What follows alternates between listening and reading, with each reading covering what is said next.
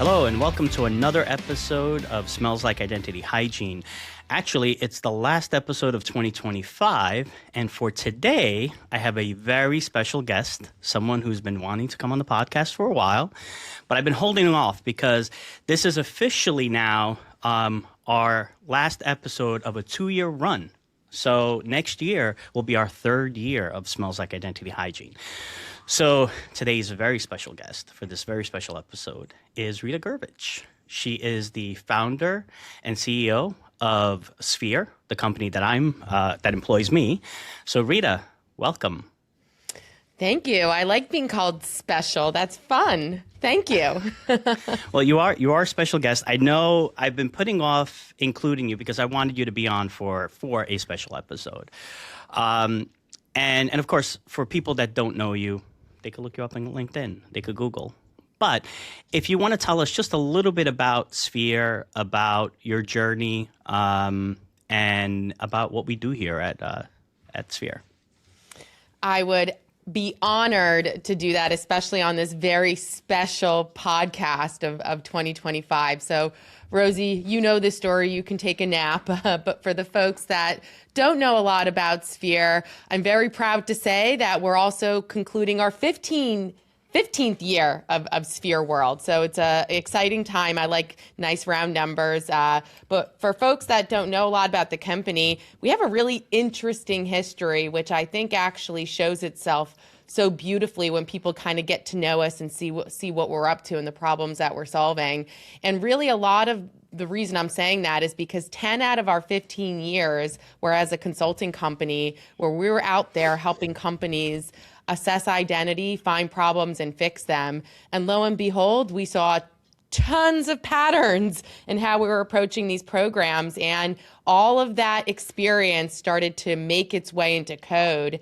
And about 4.5 years ago, maybe a couple months more now, we released the first version of Sphere Board, which essentially automated how to find all of your accounts and figure out their entitlements, understand the risks, and clean it up in a way that's a lot more automated than people were used to. And we ended up coining this term called identity hygiene, which is essentially what it sounds like, finding and fixing problems, but also making sure that these environments stay clean over time.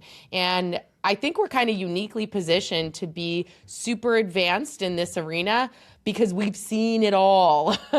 We've done this for the largest organizations in the world with our wonderful hands, and we saw exactly what it takes to do this at scale. So 10-year programs can be done elegantly, quickly, and folks can really move on to maintenance mode. So that's what we're really proud of here at Sphere.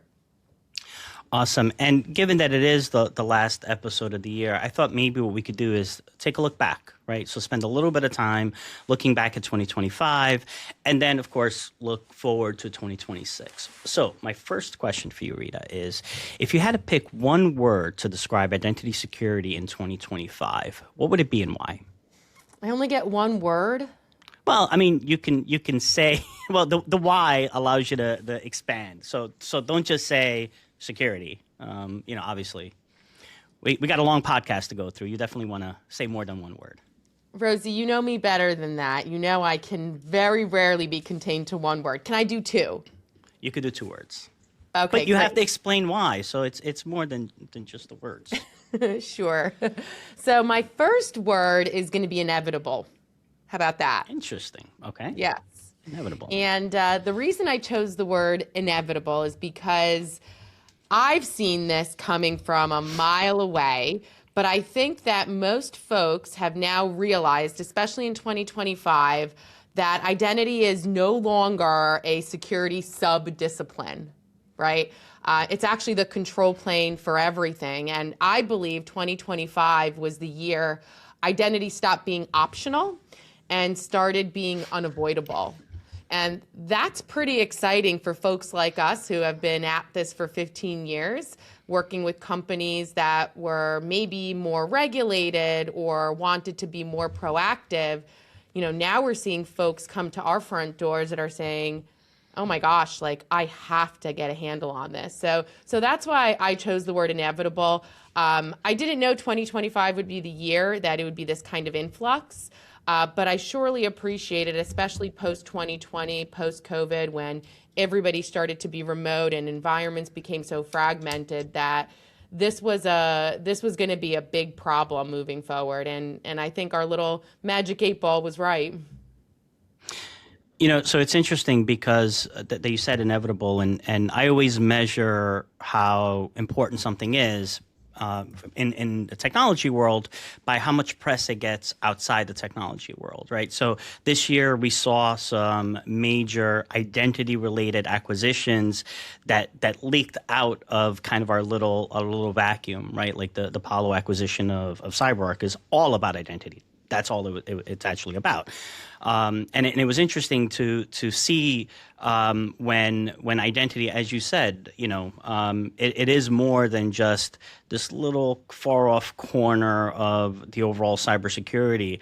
And I don't know if you feel the same way, but does it feel like the common non-technical, non-security people are starting to recognize that identity is what gets attacked? Right, not necessarily firewalls, and I need antivirus. Right, is what the non-technical person might think about when they think about cybersecurity because it's been hammered into their heads. But it feels like people are starting to recognize identity as kind of the attack surface. 100%, and even go down to the broader just human consumer world. Right, there's commercials during the Super Bowl about identity. I always make this joke that my grandma, when I started the company and I started working on these type of projects for customers, she had no idea what I did. She didn't even really understand the concept of cybersecurity.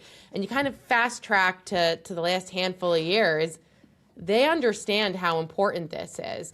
A funny little story, last Super Bowl when that identity commercial came on, I forget which big company broadcast it, but my grandma calls me, she goes, "Rita, you have a competitor." I said, "All right, thanks, Grandma, for watching out for me and for Sphere." But it is true that the world just is starting to understand it. Folks at companies that are so far removed from technology have to do training about identity. There's phishing simulations out in every organization. So I absolutely see that it's a paradigm shift in how people think about this priorly obscure topic. For sure, it's become front and center for many. It's funny because it's everyone knows what identity is. They've known for years because they log in when they get to work, right? But kind of thinking about it in the context of security is something that it does seem like it's coming up more to the surface. So is there anything in the last year that surprised you in the way that organizations are tackling identity security? Well, you didn't let me use my second description word.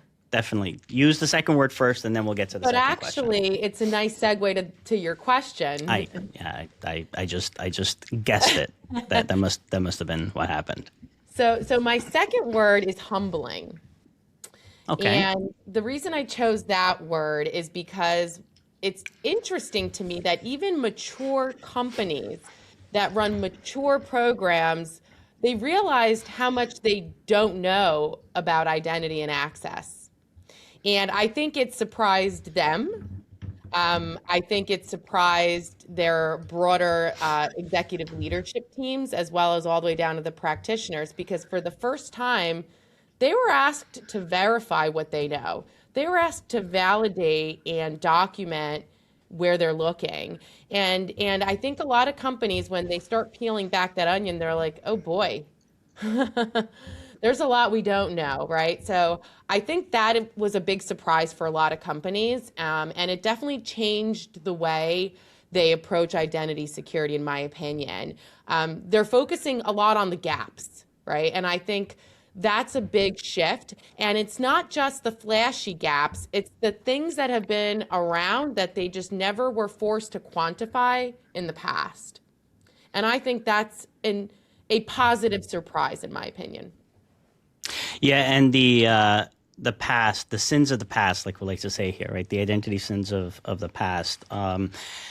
I think, if you think about those legacy systems, the things that have been around for years and years and years, some older than cybersecurity, and it's definitely in its modern form, but you know, some of us are old enough to remember when everyone's password was password, and then to make it a little more complex, you use P at SSWORD, right?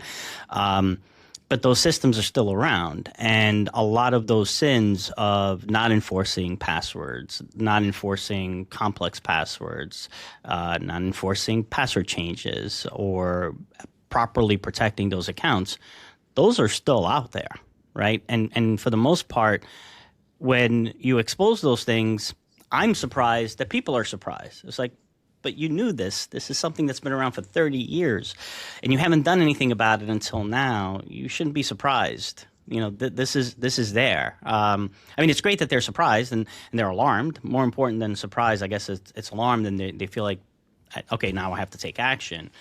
But these are the things that get attacked, right? These are the systems, those vulnerable systems that get attacked, not the brand new, shiny, built from scratch when cybersecurity and even identity security was a thing. So, yeah, I agree. Like the surprise of people seeing this for the first time. But back to the second question, is there anything that surprised you? Like, for me, it's the surprise of people being surprised, right? Can you think of something that kind of surprised you in the last year, working with all of these customers, talking to people about identity security and identity hygiene and identity in general? And I would, yeah, absolutely. And using that word surprise that we said a couple of times now, it's also like the surprising honesty about the gaps, right? I think used to people try to do a little CYA, they didn't want to admit on a call with the boss that there may be blind spots, there may be gaps, but now so many people are talking about this, so it's less taboo, and it's good to admit your challenges, because it used to be, oh no, will I check that box and will I look good on paper? Will I get that bonus? But now the impact of not being honest about those gaps are much more significant, right? Nobody wants to be the culprit or the root cause of a breach. So I think it's a scary time, but I think the fact that leadership at many organizations is allowing for that kind of transparency, I think is a step in the right direction. Some of our customers are gigantic. These small teams, they can't possibly be expected to rationalize what's going on in every crevice of their estate. And I think that the C-suite, the boards, they understand that better now. So it's not looked at as somebody did something wrong. It's more about how do we catch up quickly. Okay. So, we're now like 10 minutes into our conversation, and we've yet to mention AI. And I don't think we can properly get listed on Apple Podcasts unless we mention AI in a podcast these days. But obviously everyone's talking about AI. I'm sure your LinkedIn feed, like mine, is full of AI. We've been to conferences where everyone just keeps talking about AI over and over again. But how do you think AI is really, or how do you think AI really impacted identity security in 2025? Well, I definitely think that AI is more than hype. Like, I will say that, right? And AI is not going away, that's for darn sure. And not just in identity, but in the world. I mean, how many people do we talk to that say in their respective domains they don't use some form of an AI tool to improve their throughput or productivity or their outcomes to customers or even internally? Like, we all do it, right? And like I said, I don't think it's going away. Do I think it's the number one root cause of all issues of today? No. But it's kind of exciting that companies are being a lot more proactive to these new trends than they ever were before, right? They're almost thinking about preparing for the inevitable, which is actually a really good thing, right? If people didn't think about this today, would they be prepared for tomorrow? Now, that doesn't mean that everything else goes away and that the only area of importance is AI. but not talking about it at all and not thinking about it at all, you won't be prepared. So I think there is real impact. I think people are thinking about it more proactively. I think it's a problem of tomorrow, but who knows how fast tomorrow will come. Yeah, and it's funny, you and I talked about this.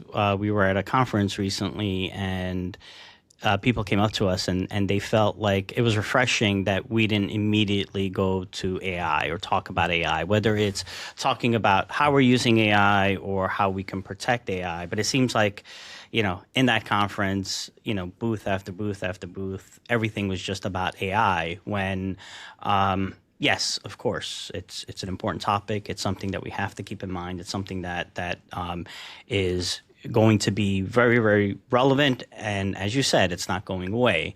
But there's still some fundamental things that need to be protected beyond just worrying about AI agents that aren't even built yet, right? There's still those core foundational systems. And if you haven't wrapped your head around that, core, basic, foundational systems that have been around for 50 years, how are you even thinking about tackling more complex, ever-evolving, ever-learning systems, right? You need the foundation before you got to crawl before you can run, right? But it feels like everyone immediately wants to get to run because that's the hot topic today. And if you think about what AI agents are going to be doing, it's essentially an amplified execution of what a human can do.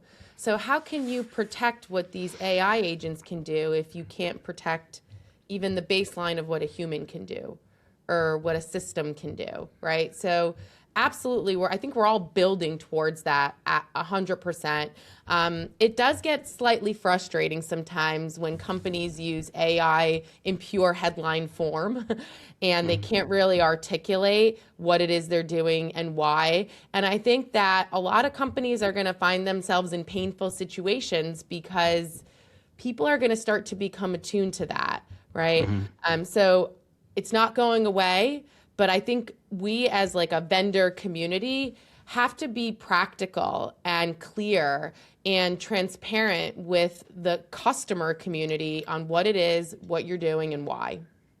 And responsible, right? I always say whenever I talk to whether it's a developer, a product person, even a support person, I always say, it's always good to, if you're going to fail, right?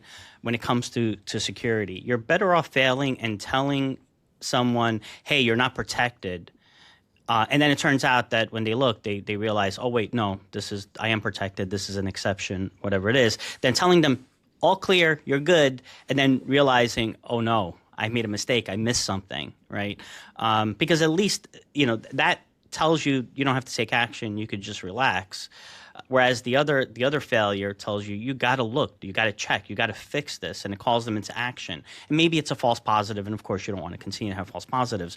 But it feels like, as an industry, we're starting to give people that sense that we will be able to protect against these AI agents when we don't, the way to protect them, the way that they're even running is evolving literally day by day, right? And I feel like we need to take a step back and say, okay, we have to see what is going to happen. We're going to see, what's going to happen in the next 6 months. And we have to address those issues as they come along, not just say, I have the end be all solution for everything day one, because you absolutely do not. Right? It's literally changing every day. So you can't possibly say that you have a solution for me that's going to work 6 months from now, 12 months from now, when things are changing so quickly.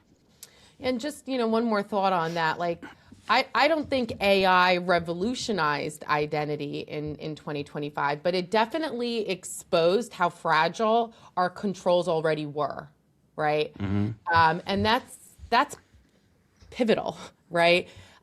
You don't build a house with the roof first. You build it from the ground up, right? And I think that's a core message about what we stand for and who we are at Sphere. So actually that leads into my next question around traditional IAM, right? I know you and I talk a lot about the limits of traditional IAM. What are some of those limits? I mean, whether it's AI or traditional identity security, whether you're dealing with human accounts or non-human accounts, What are some of these limits of a traditional IAM program that people may not know about? Well, why don't we start with what IAM got right? Right? Okay. Let's start with that, right? Everyone is now finally on board with authentication maturity, right? Really important, really good. Check that box. Maybe not all, but I would say most, right? I think life cycle automation for employees. I think companies are getting that right now, right? Even standardization, right? People generally understand they want to stop the bleeding and they know what good looks like from the get-go. So I think that's a big check, right? Now here's where I think IAM needs to evolve. Definitely going wider and deeper, and not just understanding the humans and the accounts that are out there, but the entitlement level visibility, right? Not just that it exists, but what can it do, whatever that it is. I think also it needs to evolve is removing more blind spots, right? I think it's a crawl, walk, run for many, but we have to get further along faster. And also, I think what needs to evolve is there's no 100%, but how close can you get, right? And it's almost like IAM solved the front door, if we're going back to my house analogy, but most breaches in 2025 happened in the hallways, right? So that's important. And I think it's not necessarily like a clear goal per se, but I think everyone knows they have to go further into that hallway and they have to open up the door on the left and they have to check the window on the right. And that's what I think needs to happen in 2026. Yeah, and when we talk about, and it's good that you started with the positive, right? Because all we keep hearing about, it seems like, is the negative and what doesn't work, right? And yeah, I mean, I think that there has been a lot of positive, even just what we started the conversation with, the idea that identity security has come to the forefront. But kind of harping on the negative, because I guess maybe I'm just a negative guy. Tell us about some of the additional blind spots that customers tend to have when it comes to access, when it comes to identities, when it comes to essentially protecting the house. What are some additional gaps that we as an industry need to think about, and people listening to this need to think about their own organizations? So, I said what one thing folks got right is kind of the life cycle for employees, for humans, right? Makes sense. R. Gurvich, generally people know what that is. But Rosie, you can keep me honest here. How many times do we see the R. Gurvich primary account in like the local admin group across just an obnoxious amount of servers? Right. A lot. Often. Well, not that account. Our IT is top notch. As an example, yes, we see that a lot. We see that a lot, right? So again, it's appreciating that you have to take it a few steps further. And by the way, the few steps further of 2026 will be table stakes. And then it's a few more steps further past that, right? So I honestly believe that the world is going in the right direction, no doubt about it. But the truth is, it's a moving target. So does it still come down to visibility, discovery? Is that still, it's now 2026, that's still the main issue, or at least the first issue? Well, I would say look at what Gartner just released when we were at the show. They created a whole new kind of market category for identity visibility, right? That's not just because somebody felt like it. They reacted to what they're seeing in the market, what companies are asking them to learn more about, the real pain that's being had, across the globe, right? So 100%. But I think something that we hold near and dear at Sphere is visibility absolutely is step one. You have to know what you have. You can't protect what you don't know exists. But what good is knowing you have an issue if you can't actually fix it? And there's a lot out there that want to kind of call victory by having a better understanding today than they did yesterday of where their risks are. But if that risk is exposed and there's a security incident because of that risk, it's not good enough to just know it existed, right? It's about also fixing the problems. And I think in the past, people were also scared to do that kind of discovery because then they have a fiduciary responsibility to fix it, and they just simply didn't know how, right? So I would say visibility, 100%, such a core theme. But we like to talk about the remediation side of it almost with equal footing, because again, what good is a list of problems if you can't start crossing them off the list? Yeah, and of course, to get to remediation, you mentioned Gartner. I know you had a talk at Gartner centered around ownership, right? And I think you and I take the visibility remediation or discovery remediation discussion for granted, that in the middle of that, the only way you could get to remediation is ownership. So I'm not going to ask you to redo your whole speech around ownership, but can you give our audience a little bit of understanding of what is ownership and just why is this so pivotal for you to be able to go from, ultimately you go to risk reduction, right? You discover and remediate to reduce risk. But ownership is the one key, right, that's usually missing. Can you tell us a little bit about that? Yeah, I mean, and it kind of can tie interestingly back to the AI conversation, right? A lot of folks have this grandiose kind of idea that AI will solve all of IAM forever. But the truth is you still need that human in the loop, right? No one will go to a board member and say, sorry, that system went down. Our AI thought it was okay. That's I need to fix my resume kind of issue, right? Mm-hmm. So having a human in the middle that can participate in the certification loop, the remediation loop, I don't think that's going away. If anything, I think it's even more pressing because people want to put their foot on the gas of fixing problems. You used to kind of get around all of that human interaction and all the kind of game of telephone that people used to have to play when it came time to remediate by just doing small bits at a time.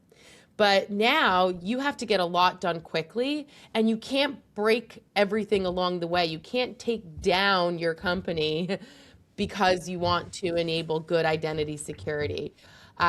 There's tons of dialogues I've had this year about that friction across the folks that want to fix the problems and the business that needs to run the company. And a little friction is okay, but creating mass outage and breaking a business critical system, that's still the no-fly zone, no matter how fast you want to improve your identity security. So having that human that knows a lot more than the Good Samaritan at the help desk is absolutely pivotal to go from, I know that this is a problem, to I fix this problem. I could talk about ownership for ages, Rosie. We may need to do a separate podcast just on that. I think we did do one years ago. Now I could actually say years ago. We've been on for that long. Wow. Yeah, and I think, ownership is the kind of thing that people take for granted, but it is, as well as I know, it is number one of the hardest things to do. And number two, it's the thing that resonated with people, I think, at that Gartner show, right? How many people came up to the booth and said, wow, this was like real for me, right? Your talk was a real solid problem. It wasn't kind of up in the clouds of kind of theory. It was a real problem that I know I'm dealing with every day. And you gave me some real solutions for how to deal with that. And I think that resonates with people because, again, no one's just going to push the button and fix a million things without having the responsible person tell you it's okay to do this. I also think, just one more quick thought, if you don't mind, Rosie, on that topic. Absolutely. I think, back in the day, even help desk folks, if they got hounded enough by somebody senior enough to give them access to something they need to get done, they would do it. Now they're trained, educated, even folks look under the hood to confirm, did you get the right person to approve this addition, this change, right? So they're being tasked with making sure they get the right approval. So oftentimes the answer to the executive or the senior person that asks, how are you going to get me access? They go, I don't know. I'm not sure. So the cool part about that little anecdote is that there are operational efficiencies that you gain by doing this right? And by being proactive about it. It's not just about preventing, an outage when you make a change. It's also about getting people what they need faster without introducing a vulnerability into your system. So if you had to think about 2025 and obviously identity security and what we do, can you think of something, this might take us back to AI, but can you think of a trend in identity that was overhyped over the last year? Yeah, let's go back to AI, right? So I think overhyped, definitely the concept that there could be fully autonomous identity decisions, right? I think it sounds real snazzy on paper. I'm sure marketing people absolutely loved playing with that. And there's a billion infographics and memes and all sorts of fun stuff out there and serious stuff out there too, right? But more and more, I see folks wanting to take a more practical, honest approach. And going back to that concept of like humans in the middle or humans and AI as part of the tagline. And even companies that come to us because they are specialists in, using AI for improved engineering or using AI for improved marketing or whatever it might be, more and more of them are starting to advertise it as a human in the middle. So I think the same holds for identity, right? The concept of fully autonomous decisions that are made by AI, I think is a dream. It's a fun conversation, maybe, pretty neat at your lunch and learn or at an internal enablement conversation. But in practice, I think people recognize we're not there yet. And by the way, we may never be there yet.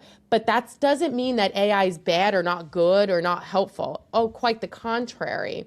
It takes what a human can do and amplifies it, but without introducing more risk. So that's my one answer. But can I do another answer, Rosie? Absolutely. I have a thing about twos today. And usually you like threes. So if you want to do two more, by all means. I'm in a duo mode. So the other hype that I think, or overhype that I think happened this year is the concept that one tool to rule them all, like the platform play, right? I think that was overhyped as well. And again, going back to Gartner, the fact that they introduced that whole IVIP category, identity, visibility, and intelligence platforms, it should come to us that purpose-built is good. Mm-hmm. Jack of all trades, not always great. Maybe good, but not always great, right? So I think the fact that there is categories and conversations that are about specificity and going deep into a very, very targeted area, that's really important. And I think it helps to educate the end users, the companies, the customers that are out there, that you can't solve everything in one technology. That's just the truth. Right? And yes, there's a lot of M&A activity and huge companies are trying to do more with their platforms, but there's a reason they couldn't do it with their platform to begin with, right? So right. I think that the whole platformization was a big hype, but I do believe that more and more large organizations are going to want to be able to do more, and they're probably going to do it through acquisition. Yeah, it definitely seems to be the trend towards probably the second half of the year and going into next year. It doesn't seem like it's slowing down. So we talked about the trends that were overhyped. Anything that was underappreciated in 2025? Well, definitely two again. I have two things I wanted to say. Look at that. I don't know. Today's an upside down day. Maybe you should try for three. Today, no, I know why it's the day of twos is because today's the 22nd. Oh, all right. So there we go. There you go. That must be it. And I'll go back to the Gartner conversation. We're just back from Gartner. It's still on my mind, right? You mentioned Sins of the Past. That was at our booth on the backdrop. I believe that's still underappreciated this year.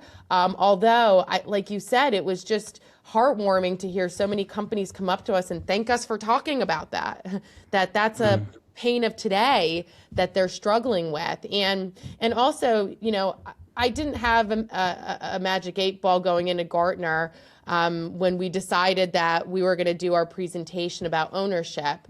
But also folks said to me, that's underappreciated, the importance of ownership and what you should do next. And one of my call to actions in that presentation was, I would like everyone to treat ownership as a foundational control, not as an afterthought, not as a tactical capability, but as a fundamental control. Put it on your dashboards next to every other KPI and KRI you're tracking, right? List it as something that you're aiming towards, that you're measuring, that you're quantifying. You'll be shocked at how much more you can fix when those numbers are trending up. So I guess Gartner is also on my mind because those two were just huge for us when we were talking to real people solving real problems.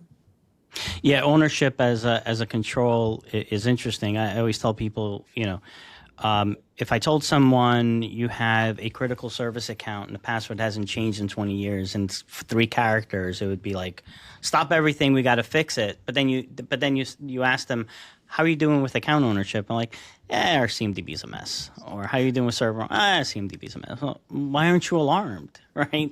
Without that, if you did have that scenario where you did have that service account with the simple password and you need to fix it, you have no hope of fixing it unless you figure out who owns the application for that service account or who actually owns that individual account. It should be just as critical for you that you don't have that individual, that person, right, that understands and can, more importantly, give you approval to make the change that you want to make. So if we could kind of look forward a little bit, right, thinking about 2026. So can you tell us a little bit about what you think some of the boards and executives in organizations, how they played a role in shaping priorities for identity in 2025? And then, because we're going to have to do 2 things in this recording, tell us about what you think they should be doing in 2026, what boards and executives should be asking of their CISO and their security people going into 2026 as it relates to identity. So a little inside baseball, right? When we meet companies and we believe that they have an interest in who we are and what we do, and sometimes that leads to demos and evals and all of those techy things that companies like us do, we ask our teams to fill something out called a business value assessment. And the reason we do that is because we recognize that companies don't invest in solutions like ours because they feel like it, because they like you, because they think were really, awesome to talk to that one time they met you at a show, right? They do it because there's some inherent value of bringing you to their organization. So we ask a lot more questions to the people we meet about why. Why are you doing this? Why is this important? Why now? And the amount of times this year that we heard board mandate as an answer to that question was striking. It used to be a security requirement. It used to be an infrastructure team that got stuck holding the bag on all the problems on their servers, right? But it's moved up a number of levels within an organization in terms of why are we doing this, who cares about this, and why do they care about it? And I think because of that, it has an interesting kind of domino effect across the industry, but even within the companies themselves. So that's a definite observed shift that I've experienced. You never really heard boards talk about this level of detail in terms of what they care about and why. So I think that's something that I've really felt and experienced myself.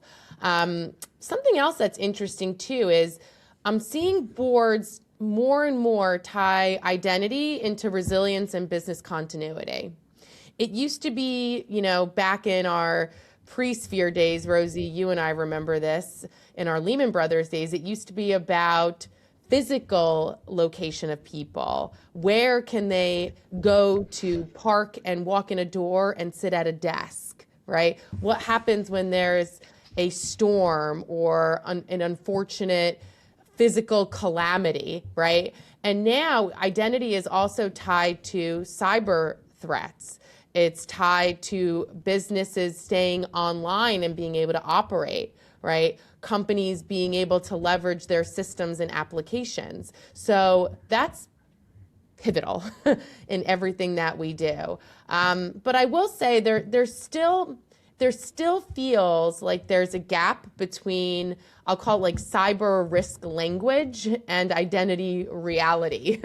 And it's still better than it was a year ago, where folks understand the importance or at least trust that there is an importance to it. But there's still a long ways to go to really get boards to appreciate and fully understand the wonderful world of identity. So I think it's definitely moving in the right direction, but there's still plenty to do when it comes to educating executives and educating boards. And the truth is, the folks that are dealing with these challenges, they have to convince the folks all the way up at the top about why they need to think about this, why they need to spend money on this, why they need to hire for this. And I think it's just going to take more time and, unfortunately, more of their peers experiencing issues. And you think going into 2026, that trend, what you saw in 2025, is just going to continue on and to a greater extent, potentially? Well, my gut tells me that grandma's going to understand multi-factor authentication soon. Sounds like grandma is vying for a board seat. Maybe. Could be. And she's telling about competitors. Next thing you know, she's going to do a competitive analysis and, tell you maybe you should invest in this technology. You never know. Never know. So, Rita, we've reached a part of the podcast. As you know, we do a lot of serious questions, and then we do some, one last not serious question. And we've done that since the beginning of the podcast. Like I said, this is now the second year, the end of the second year. I'm actually going to break the rule. I am going to not ask you a fun question. I know you were looking forward to it, but I was. It's kind of a fun question, but not really. It's still work related. I don't know if I ever told you this, but about a year ago, I did a career fair at my son's school. So I set up kind of like a booth, right? I had a bunch of swag set up, and the kids, and I mean it was pretty big. There was like maybe 30 different companies, right? That mostly parents, and I set up the booth, and I'm standing there. And the kids are coming over with their notepad, and they're looking down, and some teacher told them all the questions they had to ask, and they're kind of asking the questions, but they're kind of just working through what someone told them they had to do, right? Probably not really listening to my answers and just kind of writing it down because someone told them to do that. So 10, 15 kids do this. Finally, this group of young women come over, and I'm doing the same thing, and the same thing's happening, and they're looking down and writing it. And then I happen to mention, and our company was, our CEO and our founder is a woman. And they look up. And like, really? And they start asking me, they're asking me questions, and not the questions that they had written down. And I'm describing, and I'm saying how you were young, and you started the company, and you had a vision, and it's a software company. And they're like really, really engaged. Now, for our viewers, our listeners, if you don't know Rita, she's one of the most humblest person. She will be the first one that will pick up a broom if, something needs to be swept. So, Rita is not the type of person that you probably don't recognize that you are a role model especially for women who are in this still male-dominated industry. But you are. right? And I saw it firsthand because then I started doing that with everyone. And it wasn't just the girls that were coming up. I would say that to the young boys, and even they were much, much more engaged. So I have a question, and this is a really long way of asking you this question. But before you started Sphere, right? I know you and I spoke before you started Sphere, but before you started Sphere, what I want to know is, was there anything that you were scared of, something that was a fear that turned out to be completely irrational once you actually started doing it, going 1, 2, 3 years into it? Was there anything that you were worried about that turned out to be no big deal? And then was there anything that you thought was not going to be a big deal, but turned out to be something that it was more difficult than you thought it would be? It's a great question. So I would say one of my biggest concerns when I started Sphere was not just gender, but also age, right? I was 25 when I started the company. And, I got my career start in a large bank. So you always go to your friends first, right? When you're pitching what you want to do as a company. And I went to all these big banks and I would sit in these offices and glass walls and fancy, trinkets lining their shelves. And I said, how the heck are these people going to hire me to help them with anything, right? Some of them had more experience than how long I've been alive. And at the time, it was a consulting company that I started, team of one, right? How the heck am I going to get these people to entrust in me? And that's when I learned that every problem has a solution. So I said, I can't, fib my way through this. They can tell I'm not their age, right? They can go and look on LinkedIn. That's when LinkedIn became just huge. They could see my work history. I can't, exaggerate my way around that. But what I learned is, how else can I de-risk this for that person in that glass office? And I said, okay, they're all scared of spending money and then wasting money. I realized that real quick. So I said, okay, I'm going to offer to do this project for these people without getting paid. And I'm going to let them decide at the end of the project if I did a worthwhile job. And if I don't, we will leave as friends, and no harm, no foul for them. But if they did, not only will they pay the bill, but they probably ask me to do something else. And never had somebody walk away, right? So again, it was a fear, a concern, an anxiety that I had. But again, every problem has a solution. And I always say, explore, be creative, try new things. I did try other things before that approach that did not work. But when I landed on that, and it worked a bunch of times, I started to create customers, and that created credibility. Then they started referring me to their other friends at other companies, and I didn't have to do that anymore.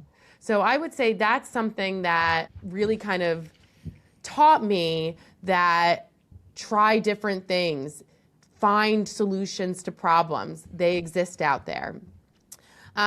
Your second question was more around the inverse of that, right? Mm-hmm. Did I think something was no big deal and then became a really big deal? Well, for 10 years, I ran a consulting company. And I said to myself, I'm building this code, right? And Rosie, you were here at that time. We saw ourselves kind of automating how we were doing these projects, and those little bits and bytes of code eventually became utilities and toolkits. And, right before that year 10 mark, I said, I'm going to just turn this into a software company.